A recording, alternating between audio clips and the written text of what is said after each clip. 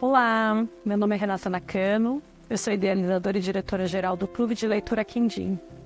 Hoje nós vamos conversar sobre algo que gera muita dúvida entre os pais, que é o tema do luto na infância. Esse é um tema que em geral é visto como um tabu, mas não precisa ser assim.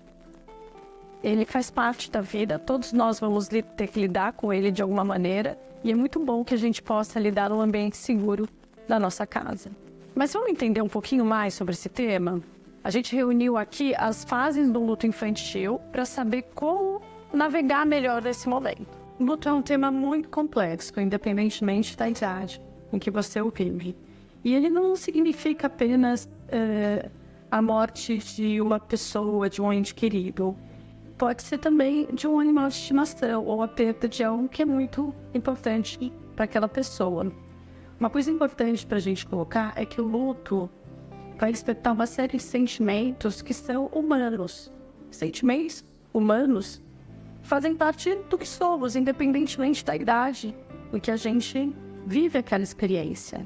Muitas vezes, quando a gente é mais novo, a gente não tem uma experiência pregressa e às vezes pode ter um pouco mais de dificuldade de elaborar a primeira vez que a gente experimenta aquelas sensações daquela intensidade. Então, conversar, seja criança ou adulto, mas conversar é sempre importante para a gente conseguir elaborar aquele processo pelo qual a gente está vivendo. Outra coisa importante para a gente entender é que não é um processo linear. Não existe um começo, meio e fim. A gente pode viver algumas etapas do luto no momento, depois retomar e processar novamente. E isso é muito específico da maneira como cada um vai reagir àquela situação. Mas existem alguns estudos que nos ajudam a navegar nesse momento e nos dar algumas dicas sobre o que esperar. Por exemplo, o Dr. Alan Wolfelt, ele nos diz em seus estudos que o luto infantil passa por 6 fases e que podem variar, obviamente, como eu já falei, de criança para criança. Primeira fase, entender a realidade. Nesse período, a criança não compreende que o seu ente querido, o animal, pessoa, enfim, o fato, né, que ela não entende que aquilo não vai voltar. E ela tenta encontrar uma justificativa para a ausência. 2, sentir a perda. É aquele momento em que a criança abraça seus sentimentos de dor. Da mesma forma que os adultos, é necessário que ela vivencie esse momento. Que ela chore, se ela tiver vontade de chorar, que ela demonstre a sua tristeza. A gente sabe que é difícil ver os nossos filhos, né, ou crianças em geral sofrendo. A gente tenta fugir daquela dor, né, que a dor machuca. Mas a gente não pode podar esse sentimento, evitá-lo, porque é importante que ele seja vivenciado. Até para você mostrar que você está lá para ele e que vai ajudar quando ele sentir emoções difíceis e que todo mundo sente essas emoções difíceis. Isso faz parte do que somos. Não adianta ficar.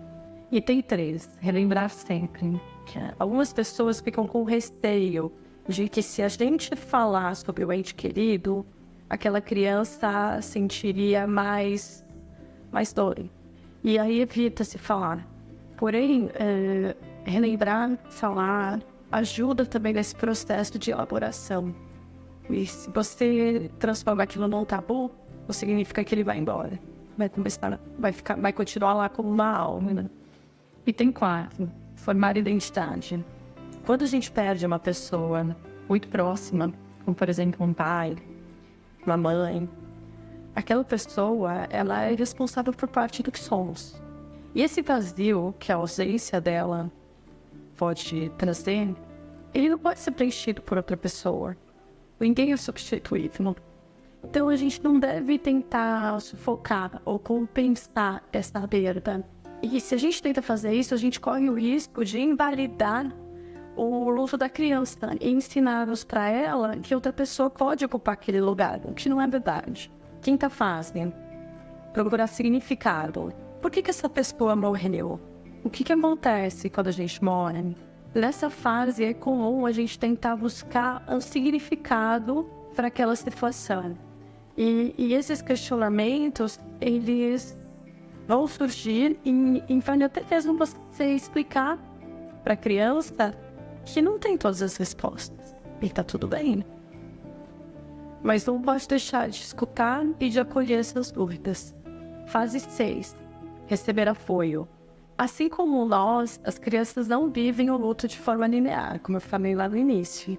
Oferecer apoio em todos esses momentos é muito significativo.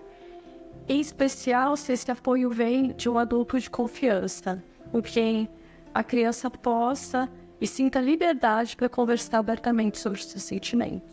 Esse tema não precisa ser um tabu.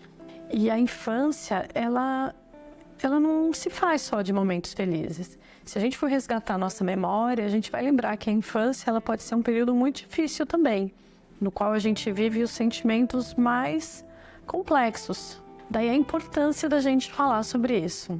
E a literatura, ela pode ser extremamente interessante para abordar temas que a gente tem dificuldade, que a gente considera tabu. E ela pode oferecer alguns caminhos muito interessantes de elaboração daquele processo, né, daqueles sentimentos, e discutir, às vezes, questões de uma maneira que nem sempre é óbvia para o próprio adulto. E essa vivência, por meio da literatura, por meio dessas narrativas, ela vai além da identificação. Não é só você se identificar com a maneira como aquele personagem vive a situação ou experimenta. Ela também pode nos acolher em relação àquilo que a gente sente. Então a gente reuniu 4 livros que podem ajudar nesse momento. O Guarda-Chuva do Vovô é uma obra da Carolina Moreira e do Odilon Moraes, que fala sobre uma garota que questiona os motivos do seu avô nunca sair do quarto. Então, como ela deseja estar mais próxima a ele, mas não é possível, ela encontra a companhia do avô no seu velho guarda-chuva.